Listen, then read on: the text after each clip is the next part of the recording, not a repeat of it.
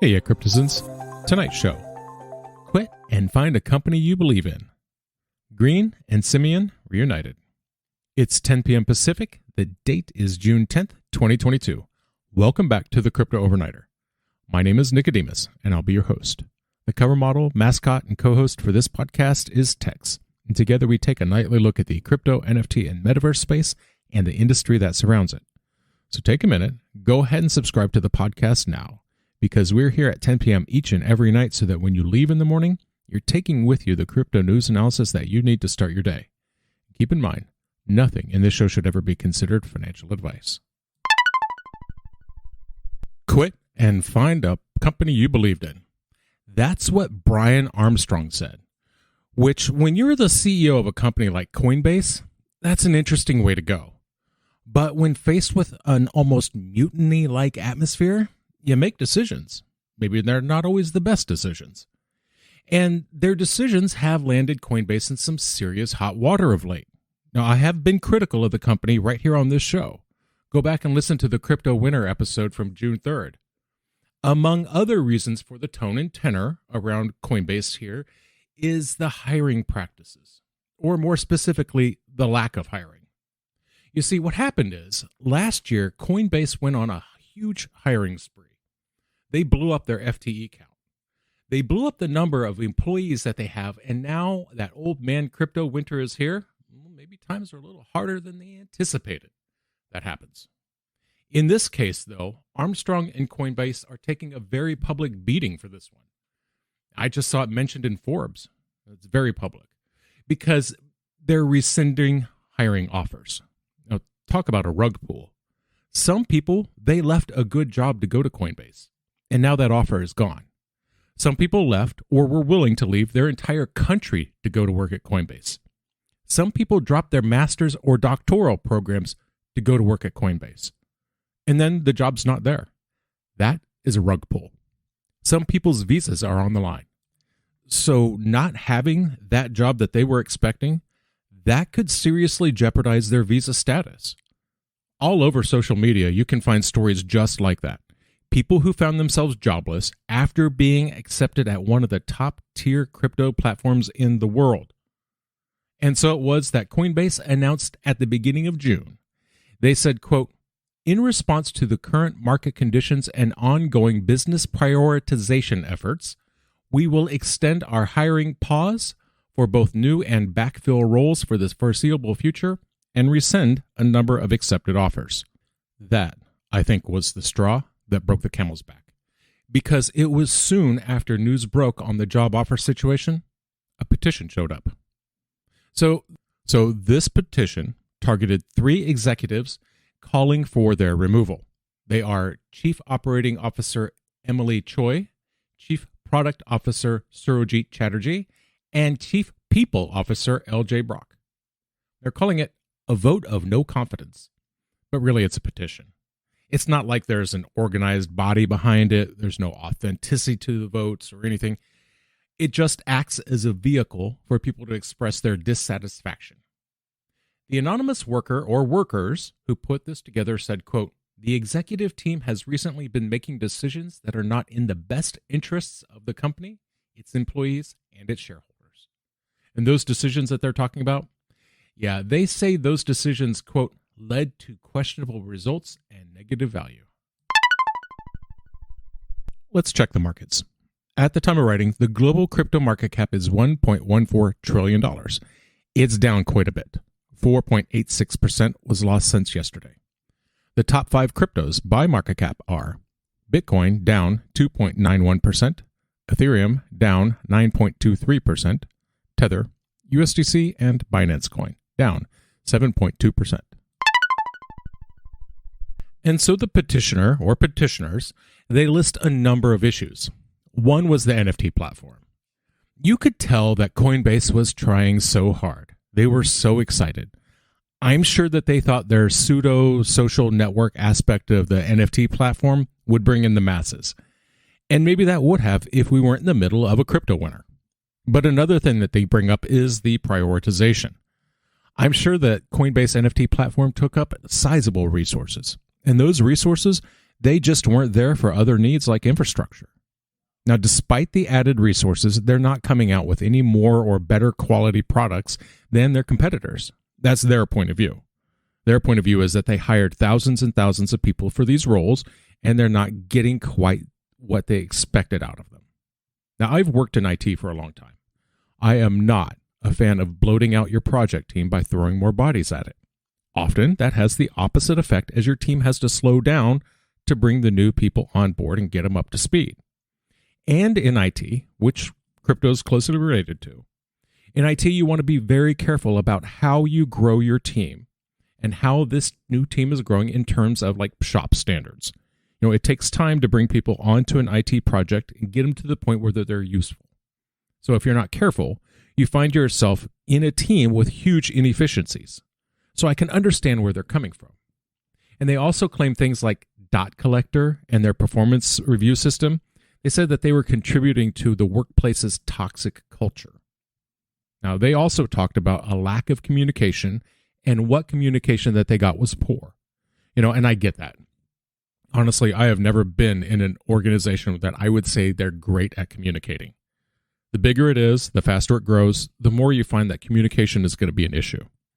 But in this case, it's not just generic poor communication complaints. They're talking about big, important things that are not being communicated. Things like, how are we going to fix our technical debt? And, hey, we're going to rescind a bunch of job offers. Which is, of course, one of the sticking points here. Because when Coinbase announced their hiring freeze, they said that they would honor the job offers they've already extended.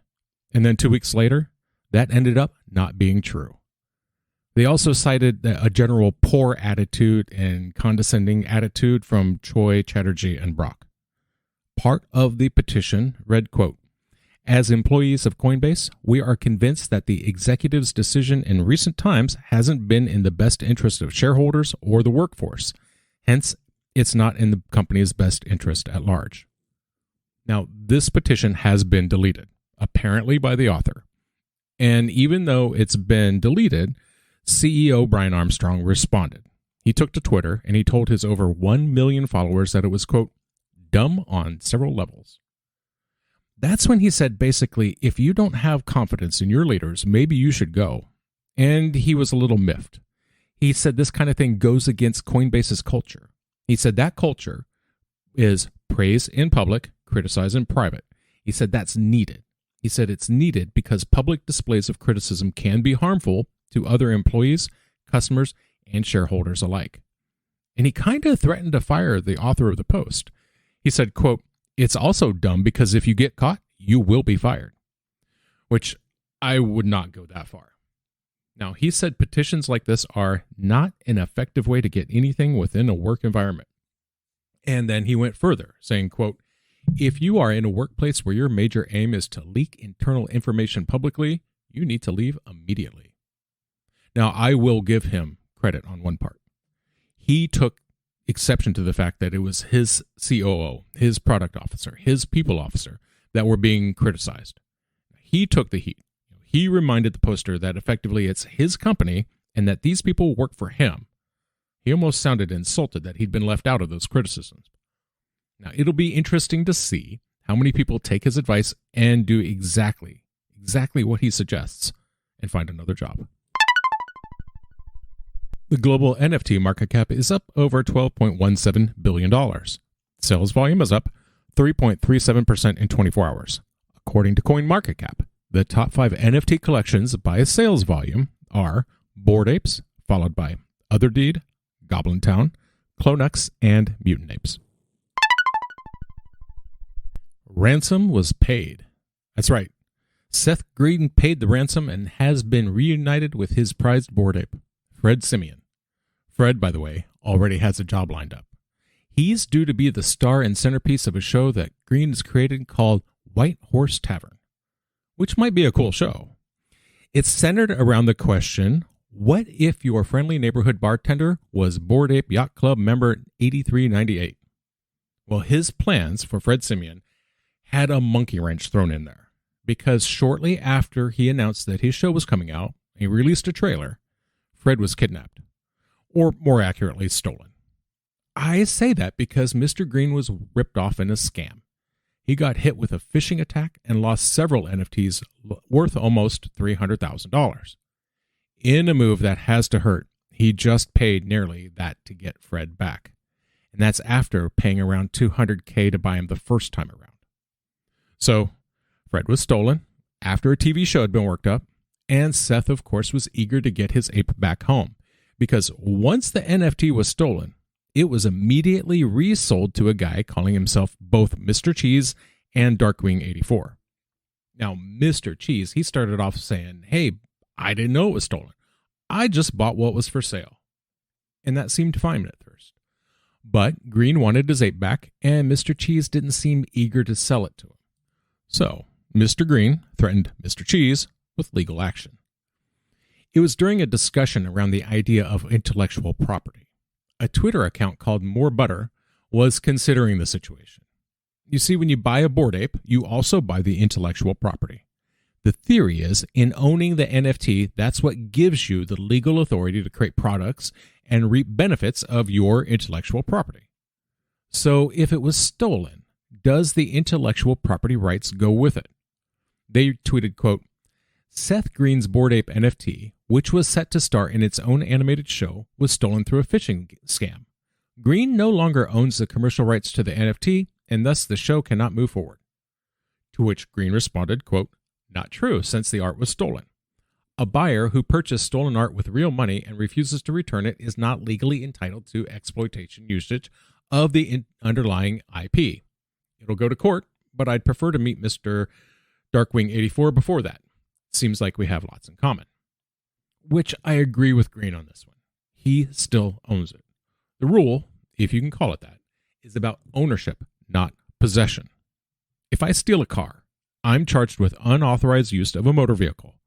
Just because I stole it doesn't mean that I was authorized to use it. Same thing here. So as it stands, Bored Ape 8398 has a rep now, a record. If you go to OpenSea and look that NFT up, it says reported for suspicious activity. It's flagged so that any future buyers will know what's coming up and have something to think about. But that kind of makes Fred Simian sound like a badass. Reported for suspicious activity. And all of this, of course, is just theory. It's not been tested in court. We talk about crypto Twitter, about NFT ownership. And if you own the NFT, you can put it up as your profile pic. If you don't own the NFT, you shouldn't be putting it up as your profile pic. Things like that. And because it hasn't been tested in court, really at this point, a lot of it seems to be on the level of social convention amongst people who agree on the same rules. So that seems to be true for an NFT that you sold. You know, Bored and Hungry is a Bored Ape themed restaurant in LA. Now, Kevin Sal, he bought his ape and then he created a burger joint around the concept. So what if he sells that ape? Does he have to change his restaurant? What if his ape got stolen? Would he have to transfer the ownership of the restaurant to the thief? Of course not. But nothing has been settled in court. Stranger cases have been lost, but let's not lose sight of what's important here. What's important is that Green and Simian are reunited, so the show can go on. And that's going to do it for us tonight. Thank you so much for joining us. If you enjoyed tonight's show, then like, comment, and subscribe. Give us a glowing review, because that helps other people find their way to this podcast. Do you have questions or comments? Reach out and let us know.